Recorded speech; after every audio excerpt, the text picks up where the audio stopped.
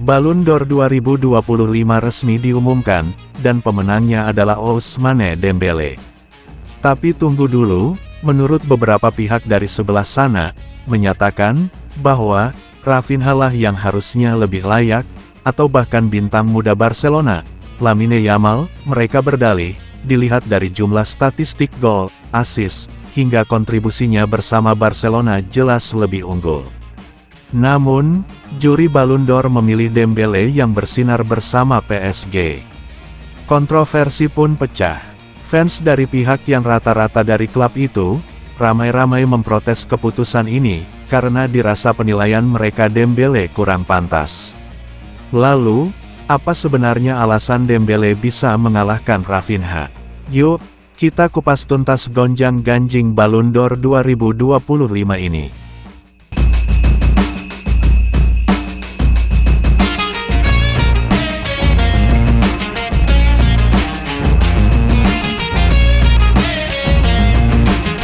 Ballon d'Or beberapa tahun terakhir ini memang penuh kontroversi dan kejutan. Bayangin aja, Ousmane Dembélé yang dulu sering dicap flop di Barcelona, karena seringnya masalah cedera yang menghampirinya, membuat pemain ini banyak mengisi bangku cadangan karena dirasa penampilannya yang underperform. Namun beda masa Dembélé di PSG sampai sekarang, di klub raksasa Liga Perancis ini Ligue 1 ini Dembélé menjelma sebagai pemain kunci andalan klub, dan alhasil di antara nominasi nama pemain-pemain yang lain, dialah yang berdiri dan terpilih di panggung paling bergengsi, penghargaan trofi Ballon d'Or. Bukan cuma menang tipis, Dembélé unggul cukup jauh dari pesaingnya. Dia meraih dukungan mayoritas jurnalis dunia, bahkan banyak yang menaruh Dembélé di posisi pertama dalam voting mereka. Artinya apa? Secara global, pengaruh Dembélé di PSG musim ini dianggap sangat besar. Statistik dribbling, kontribusi di momen-momen besar, plus peran vital di tim, itu semua bikin juri percaya Dembélé layak menang. Tapi, masalahnya nggak semua orang setuju, terutama fans yang lebih memilih Lamine Yamal atau Rafinha sebagai pemenangnya.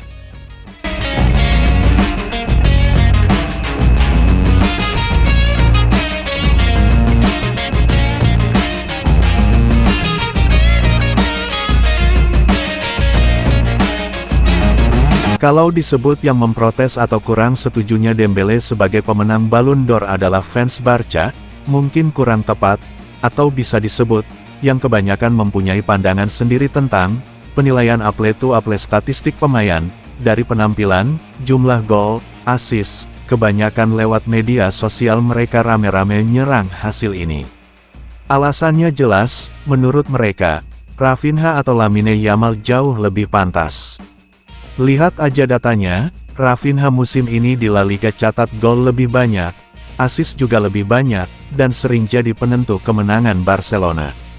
Kalau ngomongin penghargaan individu, ya mestinya pemain dengan kontribusi angka paling tinggi dong yang menang. Buat fans yang memprotes ini, keputusan juri ini dirasa aneh dan tidak sesuai prestasi pemain yang memenangkannya. Mereka merasa kerja keras Rafinha di lapangan seakan-akan di-skip begitu saja.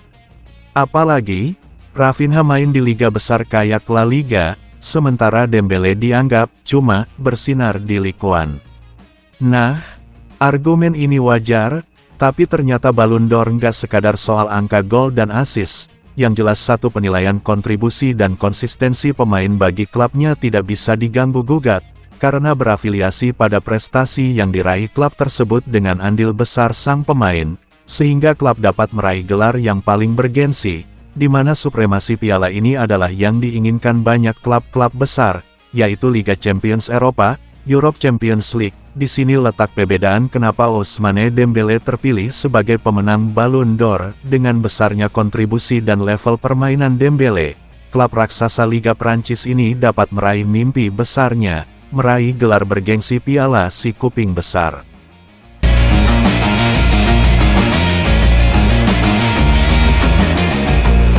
Yang bikin makin panas adalah ironinya. Justru fans Rafinha dan Lamine Yamal, apa iya mereka fans Barca juga? Kita juga kurang tahu, fans-fans inilah yang paling keras menolak Dembélé menang. Padahal, Kalaupun dari fans Barca kita juga mengetahuinya, bahwa Dembele sendiri juga pernah menjadi pemain Barca dulunya, malah ikon klub Katalan sendiri. Lionel Messi waktu masih bersama Dembele si Barca sering memberikan motivasi secara pribadi untuk Dembele yang underperform, baik di dalam dan di luar lapangan. Tak banyak fans Barca waktu itu beberapa kali memberikan kritik pada Dembele yang underperform karena dibekap cedera, dan dicap gagal. Comeback-nya di masa purna cedera tak kunjung memperlihatkan kelasnya sebagai pemain berlabel kualitas. Berbeda hal dengan Lionel Messi, yang selalu mendukung dia di masa-masa sulit. Lionel Messi pernah cerita kalau dia yang sering ngasih semangat ke Dembele waktu underperform di Camp Nou.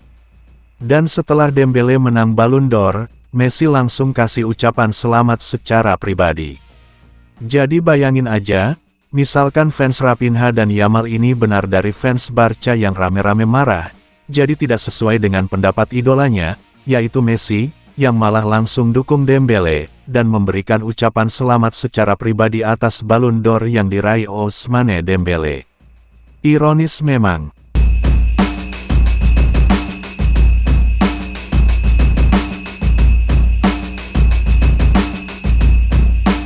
Sekarang kita lihat lebih objektif. Kenapa Dembele bisa menang, padahal Raphinha dan Lamine Yamal lebih unggul di statistik? Pertama, kontribusi Dembele nggak cuma soal gol. Dia jadi motor serangan PSG, driblingnya selalu bikin pertahanan lawan panik, dan perannya membuka ruang itu nggak selalu kelihatan di angka. Kedua, momen krusial. Di pertandingan-pertandingan besar, Dembele sering jadi pembeda. Nah, momen seperti ini biasanya punya bobot besar buat juri Ballon d'Or. Ketiga, narasi perjalanan. Dari pemain yang dulu dianggap gagal, sering cedera, hingga akhirnya bangkit dan jadi juara. Cerita comeback kayak gini biasanya punya nilai emosional buat juri.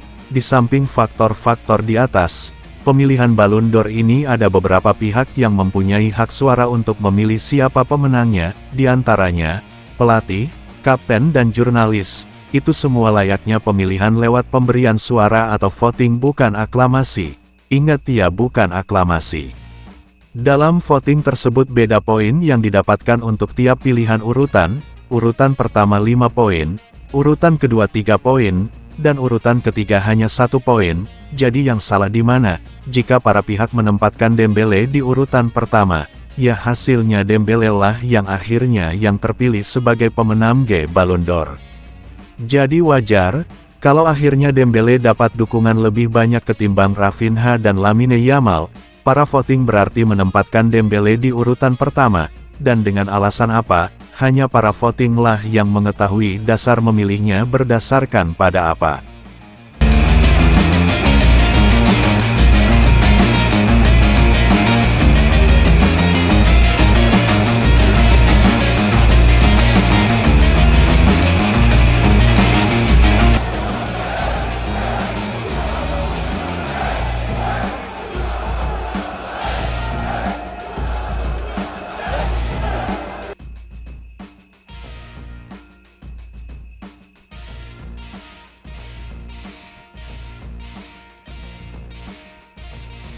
Kesimpulannya, Ballon d'Or kali ini bikin dunia sepak bola panas lagi. Ada yang bilang Dembele pantas, ada juga yang ngotot Raphinha atau Lamine Yamal lebih layak. Tapi satu hal yang jelas, penghargaan ini bukan sekadar soal angka, tapi juga soal peran, momen besar, dan cerita perjalanan seorang pemain. Dan Dembele punya itu semua musim ini. Sekarang, giliran kalian. Menurut kalian, siapa yang lebih pantas? Dembele atau Raphinha? Atau Lamine Yamal? Tulis pendapat kalian di kolom komentar.